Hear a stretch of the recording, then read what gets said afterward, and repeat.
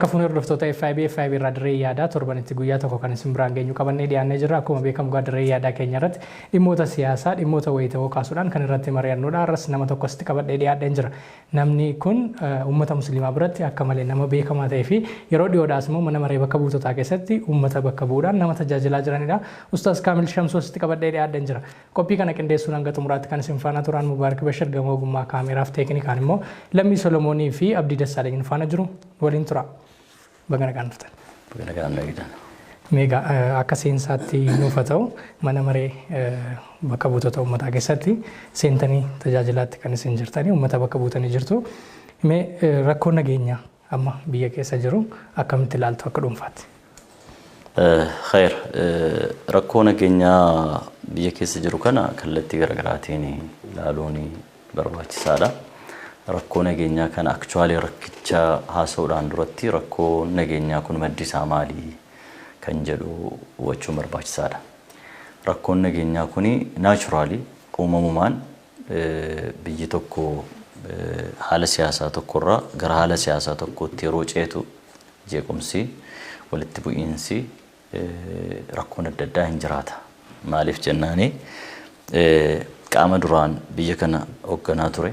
Apparaatasi yookaan immoo meeshaalee gurguddaa biyyattiin hoogganamtu meeshaa security meeshaa akkasumas immoo qaamolee waraanaa garaagaraa sadarkaa federaalaa ta'uu danda'a naannoo ta'uu danda'a akka biyyaattis immoo akka waliigalaatti raayyaattis biyyaas ta'uu danda'a kana guutuu harkaa qabu ture faayinaansii kan harkaa qabu ture siyaasaa biyyattii kan harkaa qabu ture qaamni kun yeroo iddoo kana gallakkisee itti deemuu fi qaamni haaraan immoo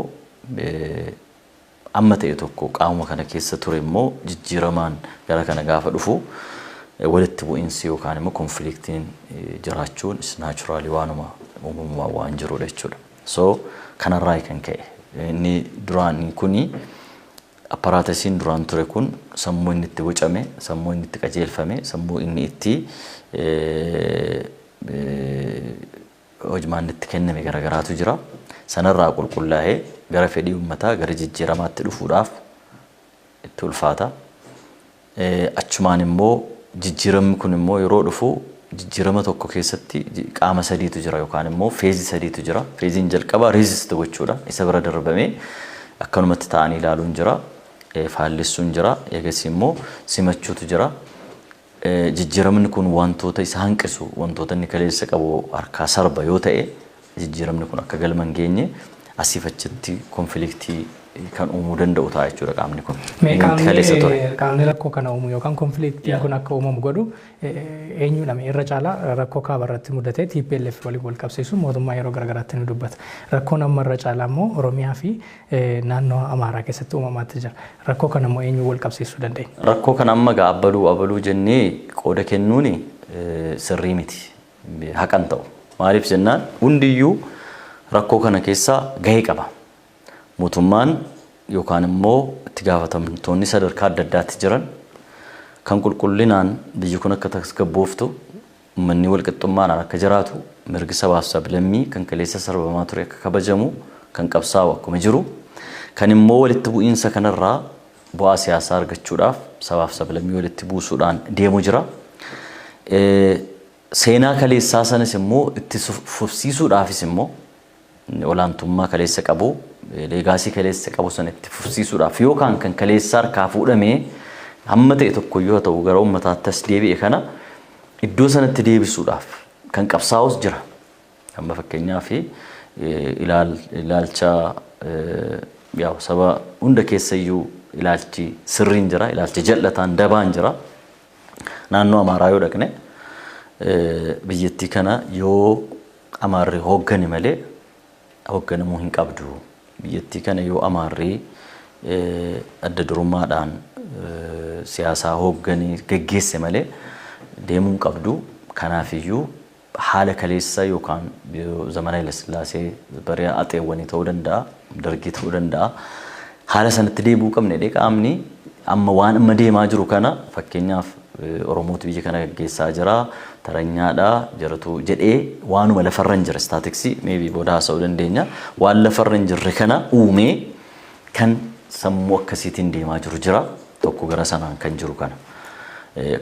Kanaan kan deemu qaama mootummaa keessa yeroo fuudhamee deemamu mootummaan maal gochuu qaba?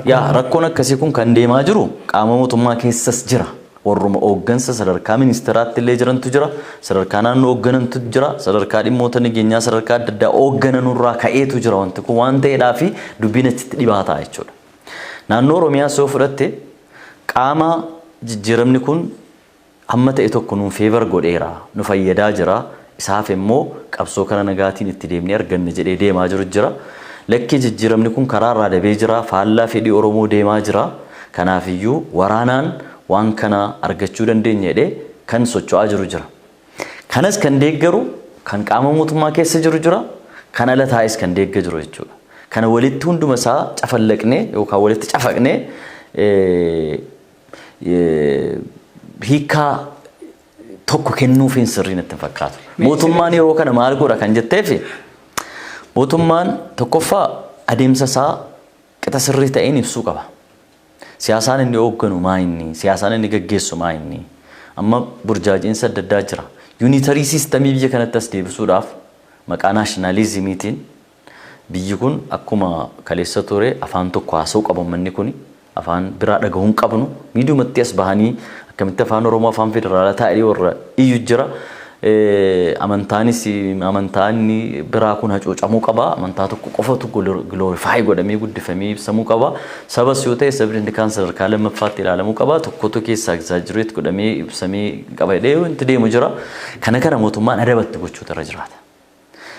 Abbaan fedhe nageenya uummataa yookaan immoo biyyattii kana keessatti kaayyoon ifaaf ifatti taa'uu qaba tokko maali?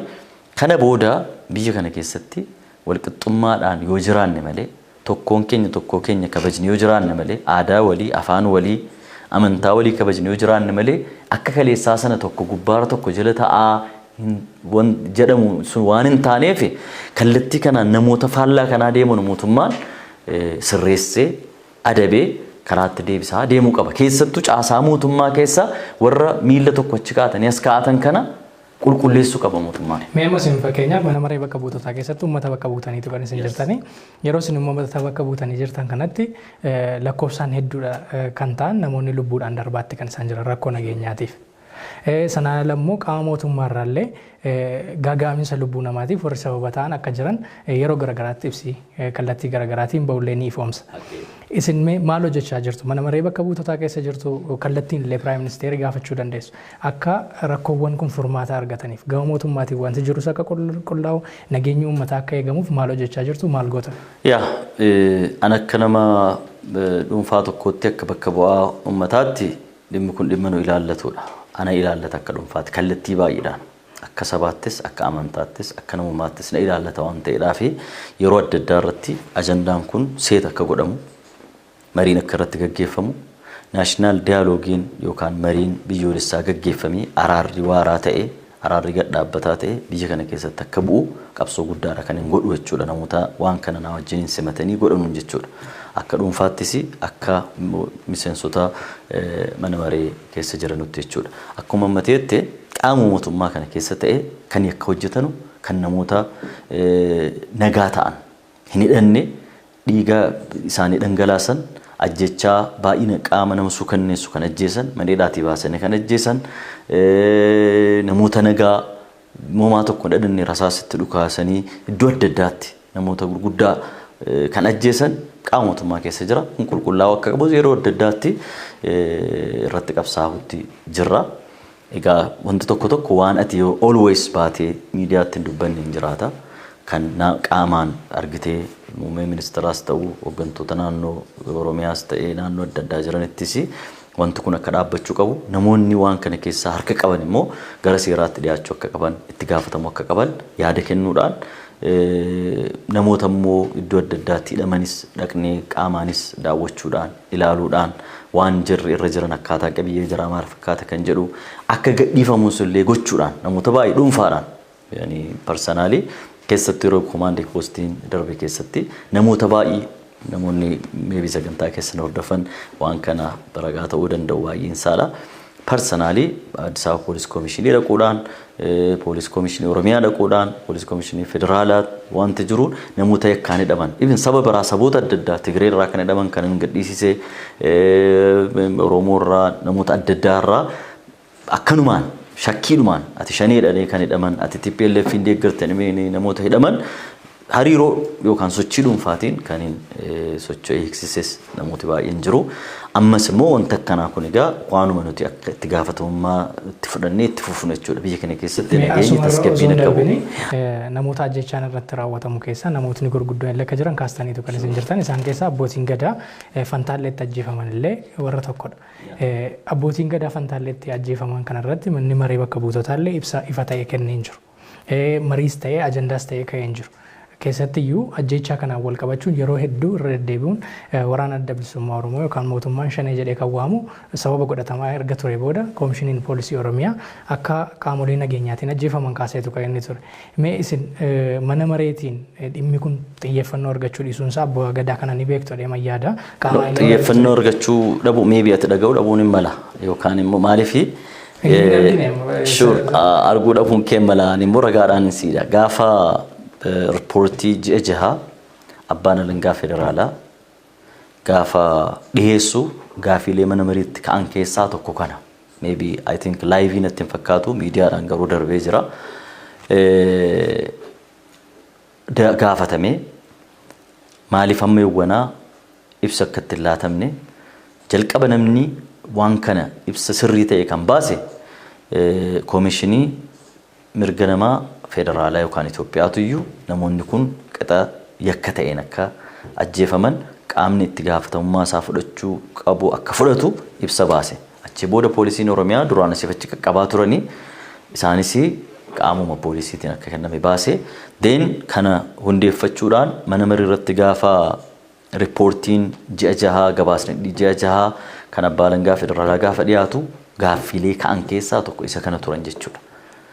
So manni marii wanti inni gochuu qabu tokko hojii raawwachiiftuun gaafa dhufee riippoortii godhu wantoota ishuu akkanaa ta'an kana gaafatee maalirra jiru maalirra gahanii maaliif kun ta'e jechuu waan ta'eedhaaf kun gaafatamee jira jechuudha. Amma maalirra jiru maal quba qabdu namoota yakka kana raawwata. Amma akka poolisii Oromiyaa irraa gabaasni jirutti poolisiin koomishiniis akka jirutti qorannoon akka irratti gaggeeffamaa jiru maalirra akka ka'an eenyutu ajaja kana kenne sansalanni isaa dheeraadha waan ta'eedhaaf. Maaliif poolisiin dhuunfaan tokko dhaqee waan sana fedhii mataa isaatiin ka'ee miti kan inni gocha akkasii kana raawwatu eenyutu duubaa isa ajajee mootiivii maaliitiin isa ajajee wanti jedhu kuni qorannoorra akka jiru kan nuti quba qabna. Tole kanumaan wal qabachuudhaan rakkoo nageenya Oromiyaa keessatti ka'aa jiru wal qabate finxaaleyyii Amaaraa jechuudhaan mootummaan sirra deddeebiin kan inni kaasu miidiyaalee irrattis maqaan kan kennameef jiru hidhattoonni naannoo Amaaraa irraa ka'anii socho'an faannoon nageenya Oromiyaa keessatti dhorkaa jiru saamicha lafaa raawwachaatti jiru. Kun mee akkamitti ilaalama kan? Egaa akka mana mariitti kuni bal'inaan waa'een hidhattoota alkallattii ta'an informaal kan jedhaman informal jechuun dandeenyus taas. Yaa maaliif nu yakka paartiin badhaadhinaa naannoo Amaaraa akka faannoo bira dhaabbatutti ibsa baasee. Yaa kun egaa kun amma nuti akka paartiilee naannoo jiraniitti akka fedhii namoota dhuunfaatti miti kan nu haasofnu akka mana mariitti qaama informaal ta'anii biyya kanaaf sodaa ta'an nageenyaaf sodaa ta'an keessaa tokko qaama ammati maqaa kaaste faannoo jedhamu kana. Even hooggantoonni naannoo Amaaraa yookaan immoo dhalattoonni Amaaraa ta'anii sadarkaa adda addaa irra sadarkaa federaalaa jiran gaafa nuti marii kana irratti gaggeessinu gochi isaan achitti godhaa turan himuudhaaf iyyuu isin saalfannaa waltajjii kana hin madaalu jennee hin haasofnu sadarkaa irratti jedhantu jira. Kuni yaa haqni abbaadhaaf hundumaafuu iddootti galuu qaba waan ta'eef jechuudha. Namoota nama maqaa waraanaatiin bahanii nama nagaa saamuudhaan gudeeduudhaan dubartoota gudeeduudhaan ajjeesuudhaan kaayyoo namti isaanii saamuchuma yookaan immoo meeshaa saamuudhaa fi qabeenya saamuu akka ta'an kan adda bahan jiru jechuudha. Jara keessaa kan biyya isaanii difeendi gochuudhaaf naannoo isaanii ittisuudhaaf kan qabsaan hin jiraatu. Garuu as akka waliigalaatti rakkina akka ta'an kuni erjala sararamee beekameera. Hiikkachiisuu irratti hanqinni jiraarras. Akka mootummaatti osoo hiikkachiisuutti hin darbine paartiin badhaadhinaa naannoo Amaaraa bulchaa jiru dhimma kana itti amaneera. Faannoon alseerummaadhaan akka inni socho'aa jiru itti amaneera. Feesbuukii isaanii kan biluutikii qabu argaatti jira. Viidiyooleen garaagaraa irratti gadhiifamaatti kan isaan jiran. Faannoon hinuma jabeeffamuu qaba. Mirgi seerummaa kennamuufii qaba jechuun. Ati amma gaafii ana gaafattu kana adda baasuu qabda. Gaafii akka nama paartii tokko hoogganee yookaan paartii miseensa paartii tokko ta'ee gaafattuu fi miseensa paarlaamaa nama ta'e gaafatu tokko addaan baasuu qabda. Kana hangoolana kan qabu paartii. Nuyi amma paartii miti. Nuyi paartiin iddoo adda addaatti. Manni maree biyyattii bulchuu keessatti hangoolana. Anamma waan jeneraal pirinsipilii yookaan immoo kaayyoo waliigalaatti kan amma sii himu jechuudha. Akka waliigalaatti leejislatiifiidha qaamni keenya. Qaama seera baasu. Qaamni seera baasu qaama seeraan hidhate jedhee kan inni beeku Makalaakaa beekaa, raayyaa ittisa biyyaa, federaal poolisii beekaa, akka naannootti immoo Oromiyaa poolisii jira, Amaaraa poolisii jira, Addis Ababa poolisii jira, naannoon poolisii mataa isaa qaba. Kanaan achitti qaamni seera qabeessaan ijaaramedhee kan inni beeku jiru jechuudha. Sigalee kana even immoo kana beeku as a principle qofatu hin ta'initti immoo yeroo marii waa'ee biyyaa lola booda maaltu itti aana jedhu bal'inaan manni marii gaafa gaggeessu irratti waan inni underline godhee jala sarara keessaa qaamni akkanaa kuni hidhannoo hiikkatee yookaan hojii isaatti deebi'uu qaba yoo molakki waraanan taa'edha immoo sadarkaa akkaataa ga'umsa isaatiin inni federaala galuu danda'u federaala galee raayyaa ittisa biyyaatti makamu qabu raayyaa ittisa biyyaatti makamee inni naannootti yookaan immoo poolisii naannootti galuu qabu immoo achi galuu qaba malee kun informaaliidha seeraan ala wanti jedhu jala sararamee waan kaa'amedha jechuudha. Mootummaan naannoo Amaaraa waan kana hojiirra oolcheeraa hojiirra oolchine qaamni kana ilaallatu immoo koree dhaabbii jira. Koree dhaabbii dhimma nageenyaa ilaalu jechuudha. Koreen dhaabbii dhimma nageenyaa kun immoo wantootiin manni marii asii gadi akka kaayyootti dabarsi kun eessatti gufate eessatti hojiirra oolaa jira eessatti immoo faallaa sanaa deemamaa jira kan jedhu immoo qaama mataa isaa dandeettu kana hordofa jechuudha. Mootummaan mataan isaa fakkeenyaa fi mootummaan paartiin badhaadhinaa fakkeenyaa fi yoo wanti kun sirrii dheedhe akka kanaan sirriidha hin jedhu. Diraaftii isaa yookaan immoo seera kana ittiin seeressu seeraan ittiin dhaabu mana mariitti dhiyeessee manni marii irratti gad geessee yoo inni accept godhe accept ta'a yoo inni fudhate yoo fudhanne immoo reject godhee wanti sun dismantle ta'a yookaan immoo akka inni bittinnaa'u godhama malee even mootummaa paartiin nuti badhaadhinaa iyyuu kana ol ka'ee ani faannoo seera qabeessan godha ani abaluun seera qabeessan godha jechuu hin danda'u. Ammas nama seeraati barumnooti keessan illee seeraan wal qabata mana maree bakka buutootaattis bakka buutaniitu kan isin jirtan irra caala aangoo olaanaa mana mareeti kan inni qabu biyya kana keessatti jechuudha. Akkuma amma kaasne paartiin badhaadhinaa naannoo Amaaraa bulchuu inni hiikkachiisu yoo jedhe akka seeraatti tarkaanfii maaltu fudhatamuu qaba? Adeemsa mataa isaa danda'e qaba. Tokkoffaa paartiin kuni part of the general part or the general ruling party dha malee paartii akka walii galaatti biyya bulchuutti paartiin naannoo Amaaraa irratti kan inni adeemu jechuudha. Even immoo akka kaleessaa sana iyyuu akkaataan paartiin itti represented ta'ee deemaa jiru kuni naannoo isaa sana irratti waan barbaade constitution ala seeraan ala godhaa miti jechuudha. Mootummaan akka walii galaatti jechuudha yookaan immoo hooggantoonni paartii badhaadhinaa central level irra jiranu wanta kana adeemsa mataa isaanii danda'een itti deemanii seeratti deebisuudha.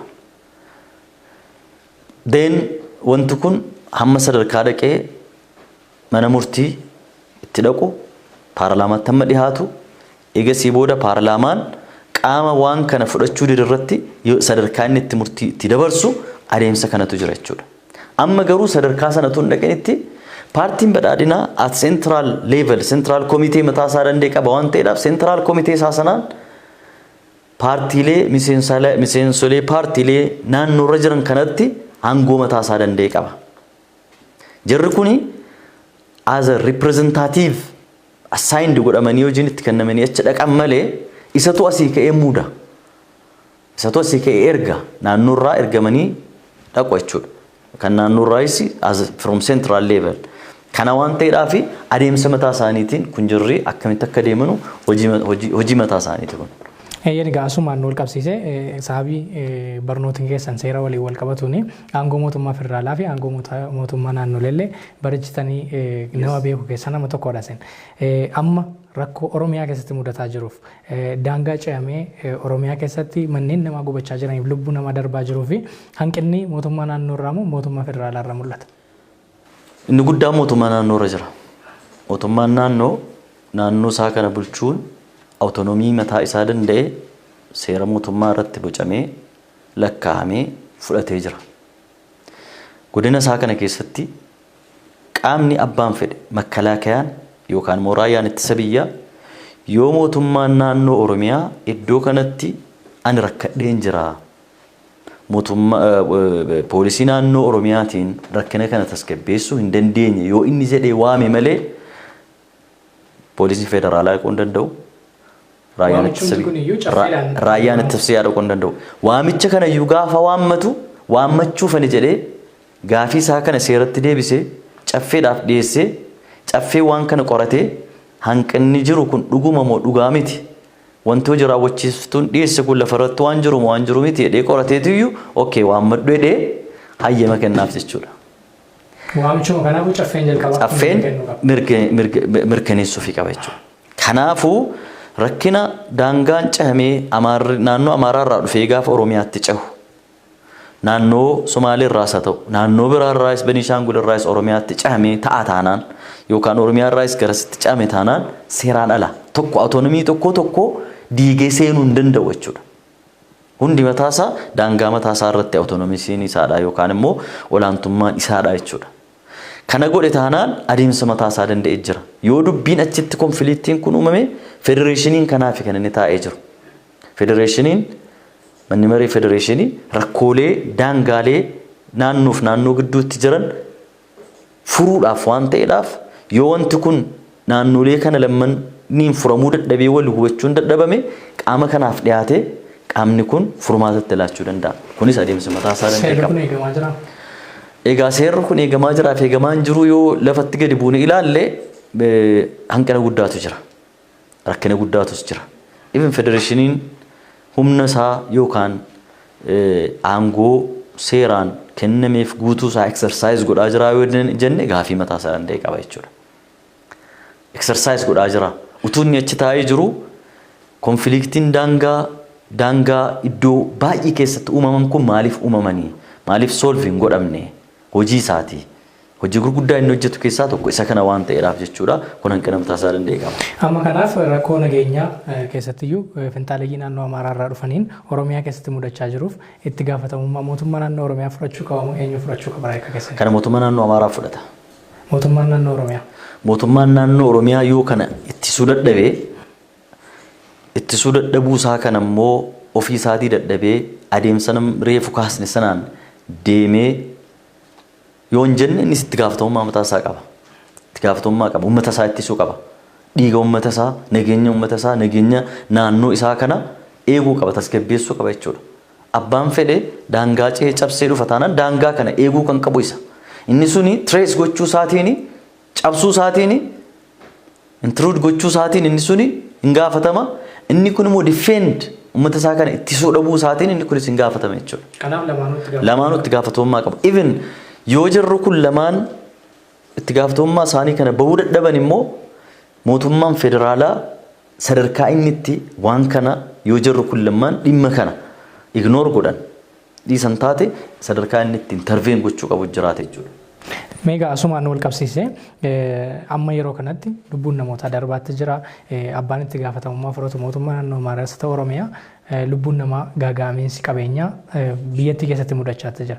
Ammaaf maal gochuutu irra jiraata mootummaa naannoo Oromiyaa irras ta'u qaamolee naannoon isaanii ce'ameetti seenamaa jiru keessattiyyuu daangaa irra warreen jiran maal gochuu qabu uummanni naannoo sana?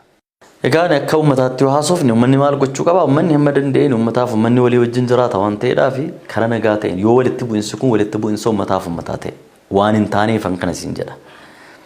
Gara tokko uummata gara tokko immoo warra finxaaleeyyii uummata saamuu, uummata dhiibuu, lafa uummataa yookaan lafa babal'isuuf qaamota socho'antu jiru waan ta'eef jechuudha. Kana mootummaan uummata naannoo iddoo akkanaa iddoo sensitiif akkanaa ta'an kana humna gahaa ta'e achitti ramadee uummata kana protect gochuutu irra jiraata jechuudha. Gara kaaniin immoo kun short termiidha gaa yeroo gabaabaa keessatti dhiigni uummataa akka gadi hin dhangalaane walitti bu'iinsi kun immoo kana caalaa babal'achaa akka hin deemne mootummaan Oromiyaa naannolee sensitiif ta'an kana naannolee qaamonni kun ittiin cabsaniin seenan kana humna dabalataa achitti ramaduudhaan defend gochuutu irra jiraata. Yoo even barbaachisaa ta'e immoo uummata naannoo sanaa mootummaan beekee hidhachiisee uummanni mataa isaa akka of defend godhu gochuutu irra jiraata. Tole galatooma kanuma jennee egaa ajandaa kan biraatti darba. Inni kan biraan immoo mana maree bakka buutota uummataa keessatti yeroo garagaraatti dhimmoonni adda addaa ni ka'u. Isaan keessaa dhimmoonni kallattii yeroo sanatti ija argachuu qaban manni maree irratti mari'achuu qabu inkaan yeroo garagaraatti jechuudha. Akkasumas immoo namootni uummata bakka bu'anii uummata sanaaf osoo hin dubbatin callisanii rakkoo nuti mudatu irra darban ni jiru. Isaaniin akkamittiin wantoonni akkasii mudachuu danda'a uummata bakka bu'u jechuu dandeenya akka keessanitti. Akkaataan bakka bu'iinsa uummataa kun egaa kallattii adda addaa qaba. Tokko representation isaa uummata bakka bu'u malee karaa paartiitiin dhufa. Karaa paartiitiin gaafa dhufu paartii centralization waan jedhamu jira. Wiirtummaa paartii waan jedhamu jira. Kanaafuu gaafa gaafiin achi keessatti ka'usi actually kun waan duraan baay'ee baratame waan ta'eedhaaf malee paarlaamaa keessatti akkaataan adeemsi paarlaamaa mana maree bakka buutota uummataa ajandaan seeshinii as deemuu maal akka ta'e miseensa hundaaf hin gaha.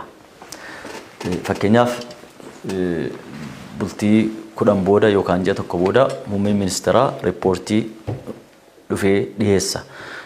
Yookaan immoo ministeerri geejjibaa, ministeerri haqaa, ministeerri fayyaa, ministeerri abaluu jedhameetiyyuu ajandaan si kennama.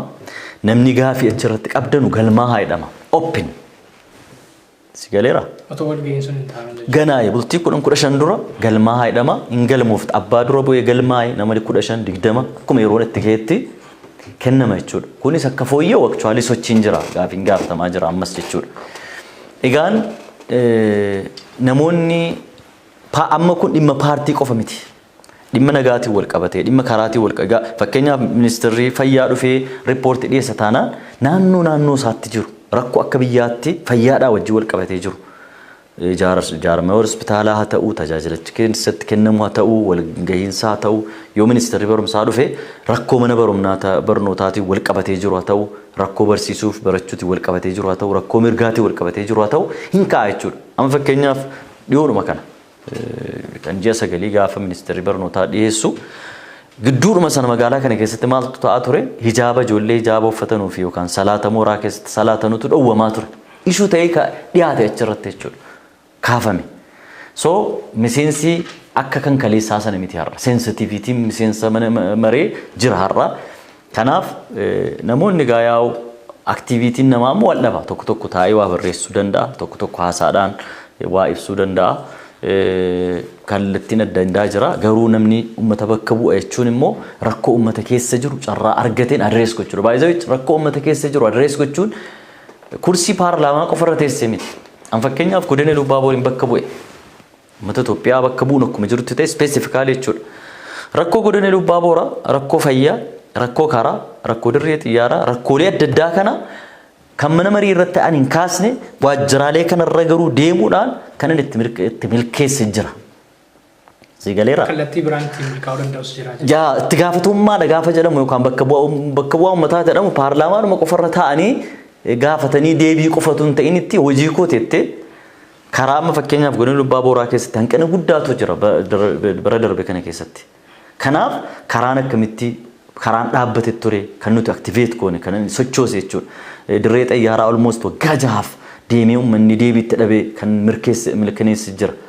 Kan akka inni milkaa'u godhu jira. Hospitaala almost achitti gatame mana barumsaa wantoota adda addaa jira. Naannoo irraa dhufni kanatti akkuma immoo walii galaatti biyyaaf bakka bu'uun akka jirutti ta'e dhufni kanarratti waggaa qofa itti gad deebi'u miti jechuudha. An waan sirbu keessaa jechuudha. Fakkii nama baay'ee raaf taa'een kana sitti hima. Duraan Lubbaaboor waggaatti faan dhaqaan waggaa lama faattee yeroo itti dhaqu jira. Aadaaf abbaan koo waan jiranuuf yeroo gariis jaratu dhufa gaafa jiru dhufan immoo bakka alhamdulillah hin dhaqu. Amma waggaa tokko keessatti noot waggaa tokko tu waggaan gahin filannoodhaas torban keessatti yeroo lama yeroo sadii naqee jira. Yoo dhiqaate yeroo 10 ol deebi'eera. Yeroo 10 torban keessatti yeroo lama dhaqeera. Yeroo tokko hospitaalaaf, yeroo tokko karaadhaaf, yeroo dirree xayyaaraatiif, yeroo wantoota adda addaatiif jechuudha. Amma dhiyootti amma Victory Saambee jedhanii Xaaliyaanii uummanni godina sanaa yeroo inni itti guyyaa 41 itti waraane ate sama namoonni baay'een Adwaa malee hin beektani.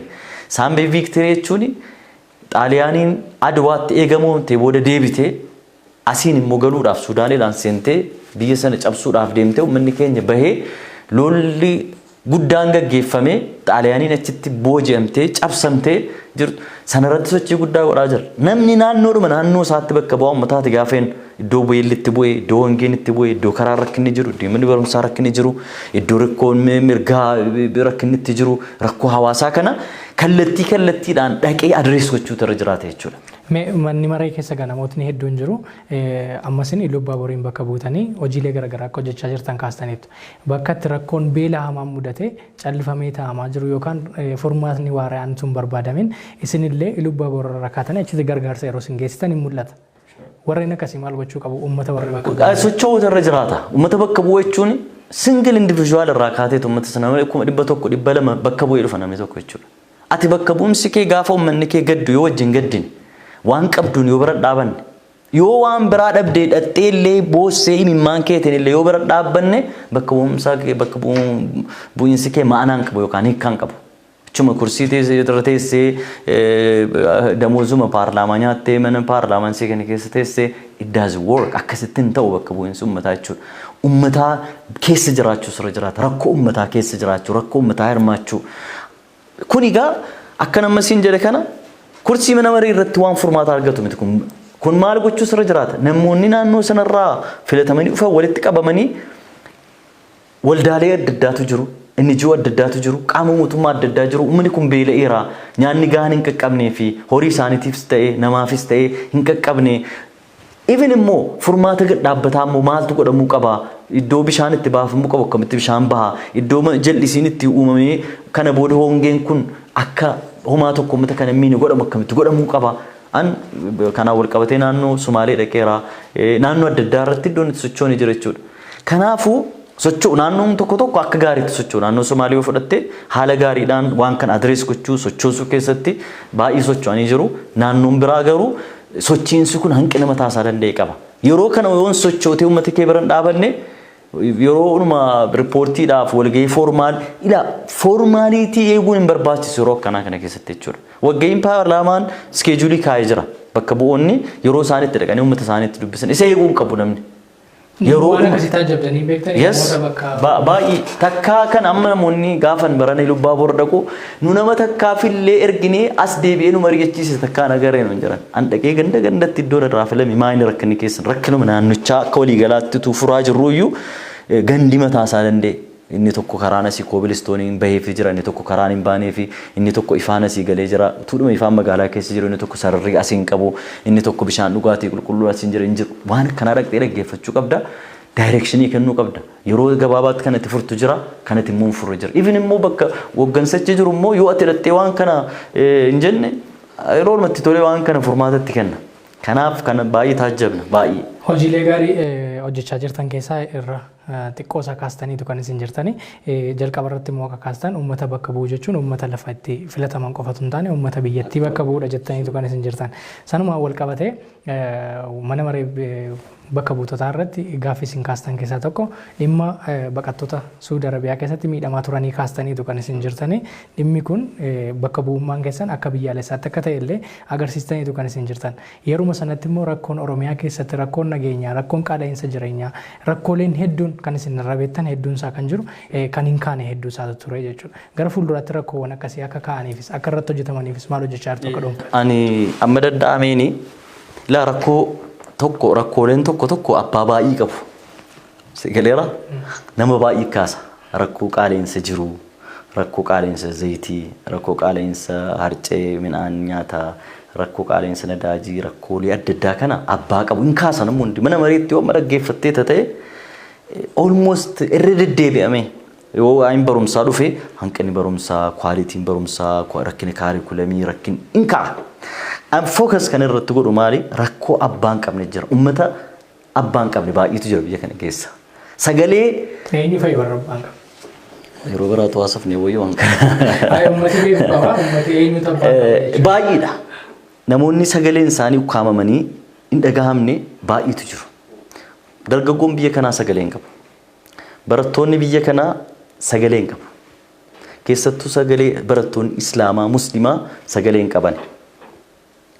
Buqqaatonni iddoo adda addaatti yeroo adda addaatti buqqaanii deeman kun sagalee hin qaban. Uummanni naannoo horsiisee bulaa, qotee bulaa baay'inaan sagalee hin qaban.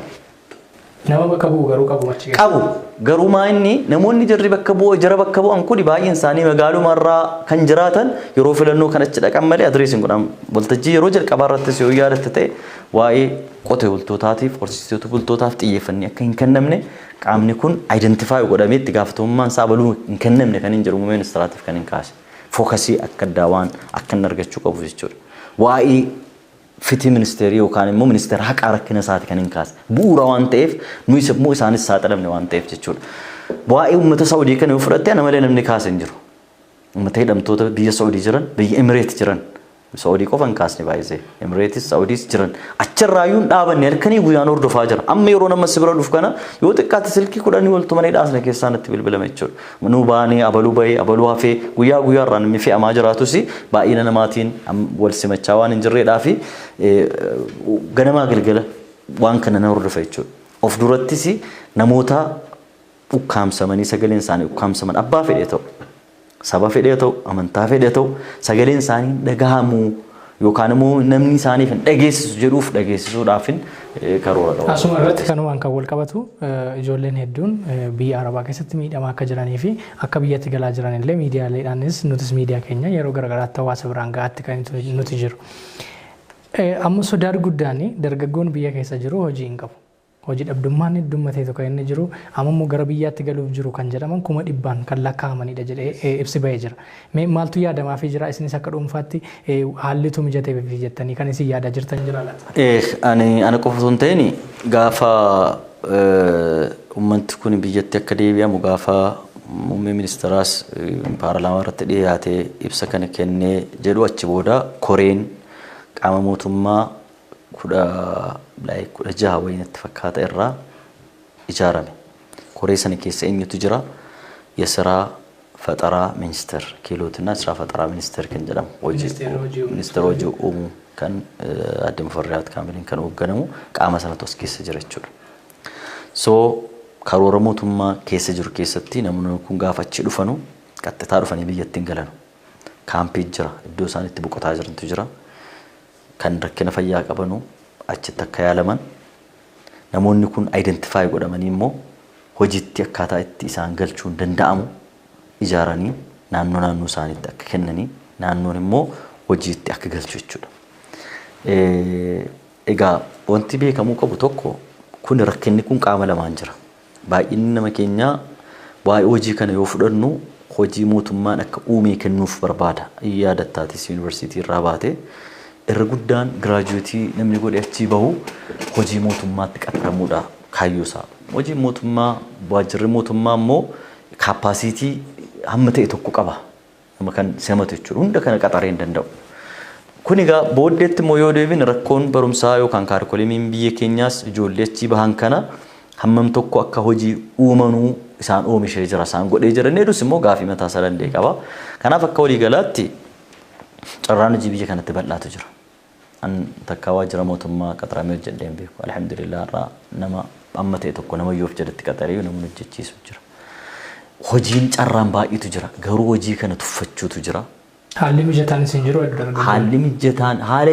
Haalli mijataan addunyaa kanarratti dhibbaa dhibbattee eessatti hin jiru. Haala hin mijanne keessatti galtee haala mijataatti jijjiiruudhaaf dargaggoon amma fakkeenya waa'ee lubbaa boran baay'een faamiliyeer ta'e itti dhaladhee guddadus yeroo dheeraa lubbaa bor yoo dhaqxe amma amma hospitaala keessatti piroojeektii arganneetiyyuu gamoo lama wayii ijaaraa jirra. Yeroo sadiin dhaqee daawwadhee kontiraaktericha waamee amma akkamii maaltu rakkoo maaltu jira rakkoo dhiyeessiitu jira sibiilli simintoon ashawaan bilokkeettiin rakkoon tokko jiru rakkoon ani qabu rakkoo hojjetaateedha akkamiin jedheen na dhibee maal ganamoo yookaan 4 kiiloo innaanii wirtuun tokko jirti mittuu keessa seentariirra hojii dhabaa baay'eetu achi tasallafee dhaabbataa inni kaan akaafaa baatee inni kaan madooshaa baatee waan adda baatee naan ilaa'e galanni kan dubartootaati iyyuu jedhe obsanii ganama dhufanii amma sa'aatii 11 kan hojjetanu dubartoota inni dhiiraa dhufee amma sa'aatii 7 hojjennaa sa'aatii booda nagartoo sitteedha eessa dhaqaa gaafii mataa isaa danda'e jechuudha asii as deebinee waltajjii irratti gaafa walitti qabnee jennu hojiin uumamne hojiin uumaa akkana godhaadha hojii uumachuun namni waan danda'een achi keessa maaltu jira biyyadaatu jira achi keessa bukeessu jira lassanuutu jira qalama dibuu jira waan adda addaa jira jechuudha namatti dhabanii even ammoo duratti projektii gurguddaa jira projektii karaa projektii hospitaalaa projektii yuunivarsiitii jira sodaan nuti qabnu projektii qonnaa adda addaa jira akka godinaatti saampiliin sitti maa jira sodaan nuti qabnu hojjetaan argannudha yoo nu ganama kaanu immoo hojjetaan karaara dhaabbatee dargaggeessi waltajjii adda addaatti yoo ta'e kuni wantoota wal faallessantu jira haalli mijataan namni comfort ijoollee fakkeenyuma achumatti si kaasa ijoolleen hojii dhabeeyyii ta'an tokko bishaan soora irratti dhaqanii qamadii qotanii kuduraa fi muduraa qotanii of jijjiiranii har'a gara investaraatti ce'anii ijoollee namni shawwee jechuudha ijoollee baadiyyaa keessaa dhufanii kan kaleessa ta'anii jimaa qamaa oolan sammuu isaanii jijjiiran jechuudha gara mootummaatti quba qabuudhaan duratti ofitti namni keenya quba qabee mootummaa bira jira guutee jira bara hanqina mootummaa sanayyuu teenye eeguu hin qabnu yoo ofii keenya waan dandeenyu hojjenne mootummaa dirqisiisuu dandeenya jechuudha yoo hojii ofii immoo waan dandeettii qabnu hojjenne immoo mootummaan keessattuu ni daka sana jiru immoo hoogganaan ni daka sana dhimma isaa miti inni yoo ofiifatee jira damooza xiqqoodhaan jiraata waan ta'eedhaaf jiruun isaa achuma waan ta'eedhaaf ofiifataa isaa achi taa'ee jira dargaggeessi keenya garuu bahee kunoo kana asiin gaheen jira kana mufida jedhanii jiru dargaggoonni nu kunoo bishaan jallisni harka keenyaan akaafaadhaan qonne paampii fidannaan paampiin fidamee kennameef marketii barbaanna marketii sheedii iddootti gurguramnu barbaanna okay laal dirqisiisu kunoo abaaboo wanti kun godhamaan jiru iddoo boritti taasisaa ana akka fakkiin sii kaase iddoo biraatti amma fakkeenyaaf isin lubba boriin bakka buutanii jirtu fakkeenyaaf gujii bakka bu'ee kan jiru jira gujiitti rakkoon kun mudachaa jiraachuu danda'a tariitii dargaggoon hojiitti seenee paampii fidaa jennaan qaamni isaan dhaga'uu dhabamuu danda'a baay'isoo pirokraasiin hin jiru sin jechuu danda'u kanumtu mataan saayyuu paampii tokko asii fidee erguuf iyyuu akka nama gabaabsisii deebise kanaan miti kan inni deebi'u garuu dirqisiisuu isaatiin deebi'uu danda'aadha naannoo adda addaatti hoogganaa mootummaa kan jedhamu kun bar pirokraasiidha baay'een jira waan tokko dhaqxee kanan barbaada yoo itti hin danda'amaa irra akkaataa inni itti hin danda'amne sitti muudhaaf iyyuu karaa sarara 100 asiifachiin jallisee deema hin danda'ama okay waanuma hin danda'amne tokko silaa kan inni gochuu qabu okay wanti kun hin danda'amu akkaataa adeemsaatti mee seera maal fayyadamnee kallattii kamiin deemnee waan kana akka hin danda'amu goonee maaliif objektiiviin isaa waan waajijjiiru waan ta'eedhaaf jechuutu danda'utiyyuu kun rakkinni akka jirus obvious ministeera raammasa ganda bulchuutti yoo fudhatte sammuu ummata ittiin hooggananu yookaan ta'e ilaalte sammuu tajaajila kennuutu hin ta'initti sammuu isaan achi taa'anii tajaajilamanii damuusa argatanii kabajaatti argatan malee gadi bu'anii rakkoon ummataa maali mee maal isin gargaarru jedhamu kun dhibaadha hundammoo waliin immoo faallessuu hin qabnu. Tole yeroo keenya waliin deemuudhaaf egaa gaaffiin osoo hin kaasin xumuruu hin barbaanne keessaa tokko dhimmoota amantaa musliimaa kan wal qabatu dhimma majlisa federaalaati. Ustaas Kaamil Shamsuu mana maree bakka buutootaatti osoo hin dabalamin dura koree fala barbaaddu uummata musliimaa ta'uun pirezidaantii isaan nurratti muudanii amma yoona aangoo irraa kaasuu dadhabne isaan isin dadhabanidha. Kanaafuu ta'uu sagantaa biraa goone bareedaadha. Adeemsa dheeraa keessa deemneetu sadarkaa sana kan geenye rakkinni garuu akka uummanni keenya bakkeedhaatti hubatu qofa miti rakkoo nama tokkoo qofa miti ulamaa 26 kan nuti achirratti assaayin goonee keenya boordii nama 7 kan achirra assaayin goonee keenya ulamaa dhimma amantaa akka hoogganan jenne boordiin dhimma bulchiinsaa hayyoota waan ta'aniif maaneejmentii waan ta'e administreetiif waan ta'e akka jirra hooggananiif jechuudha. irra guddaan ulamaa'otaa jijjiirama barbaadanuu muuxannoo kan hin qabne kan ija sodaatan kan afaaniin waa haasa'uu hin dandeenyetu achitti walitti qabameef malee namni dhuunfaan tokko rakkoo kana hunda uumuu hin danda'u. Ifatti nutti biyyooti rakkoon kun rakkoo muftii qofa miti. Rakkoo Dr. Jeelaan sadarkaa tokkoffaatti. Rakkoo Sheekh Mahammad Hamiddiin, rakkoo Sheekh Sa'iid Ahmad Mustafaa, rakkoolee miseensolee achi keessa jiran hundisaa, rakkoo Sheekh Hajjii, rakkoo hunda jaraa rakkoo kana sheer godhu.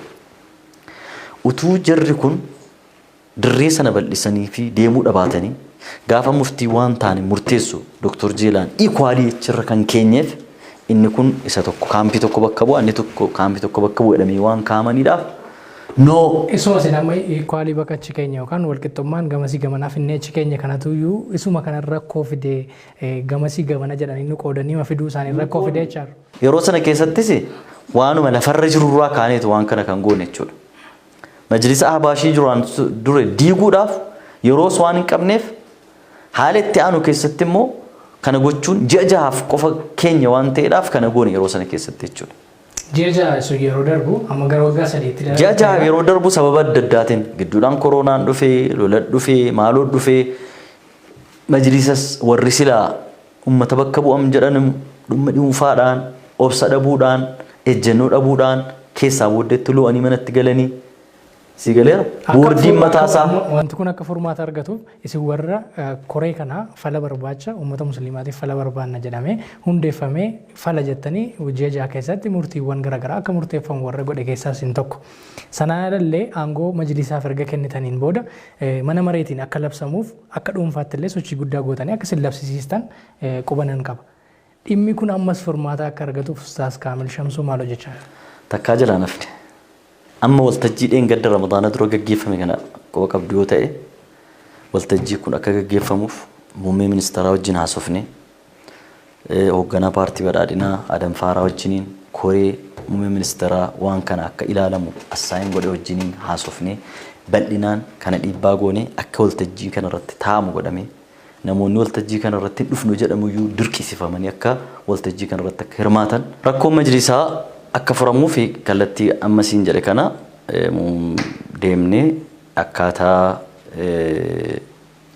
jarri walitti dhufanii marii kan akka gaggeessanu dhiibbaa mataa keenyaati kan goone ammas wanti biraa hin jiru yoo nu dhiisne waan nu dhiisu waan hin taaneef jechuudha.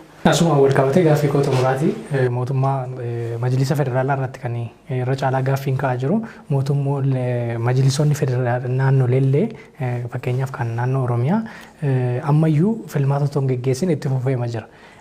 Gaariidha yaada jedhuun jechuudha. Wanti kun sirriidha jettu akkasumatti itti fufuun kun gaariidha jettanii yaaddu. Gamaa inni sitti fakkaate filannoo irraaf jalaa geggeessuun koostii mataasaa danda'e waan qabuudhaaf kan federaalaa gaafa dhufu isa kana diignee gaggeessinamoo isa kana diignee isa federaalaa gaggeessinaan kontroversiyaal akka waan waliin faallessu akka hin taaneedhaa fi isa sanatti eegama malee hundi jiraatiyyuu seeraan ala akka seeraatti jechuudha. Ji'a jahaaf itti gaafatamummaan isaa kan kenname. Filannoo gaggeessuu dhabuun isaanii keessatti garuu hunduu wal qixaa itti gaafatamummaa qaba jechuudha. Garuu fakkeenyaaf utuu kan federaalaa kallattii qabaatee bifa kallattii tokkoon yoo tamsa'ee filannoon kun hin gaggeeffamne ta'e asii filannoon gaggeeffamee asii yoo hin gaggeeffamne ta'e adeemsa keessatti bu'uuris rakkisaa waan ta'uudhaaf kun rakkoo federaalaatu isa jalaattis rakkoo ta'e waan ta'eedhaaf kun akka waliigalaatti yeroo gabaabaa keessatti filannoon yoom gaggeeffama qaamni filannoo gaggeessu eenyu yeroon isaa haalli isaa identifaayitti ta'e yeroo itti deemamu ta'a jechuudha waltajjii itti aanu yookaan shawwaal 10 irratti gaggeeffamu irratti jechuudha. Tole galatoomaa sitti argamtanii yaada bal'aa nuu kaasuu keessaniif galatoomaa ulfaadha. Isinis galatoomaa.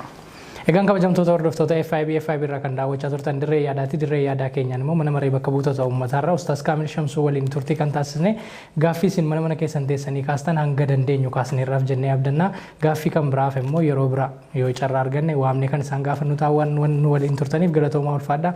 Qophii kana qindeessuun kan isin faana turan Mubaarak Bashir, Abdii Dassaalanyii fi Lammii Solomoon faana ta'uun qophiileen FIB afuritti fufu yeroo gaarii.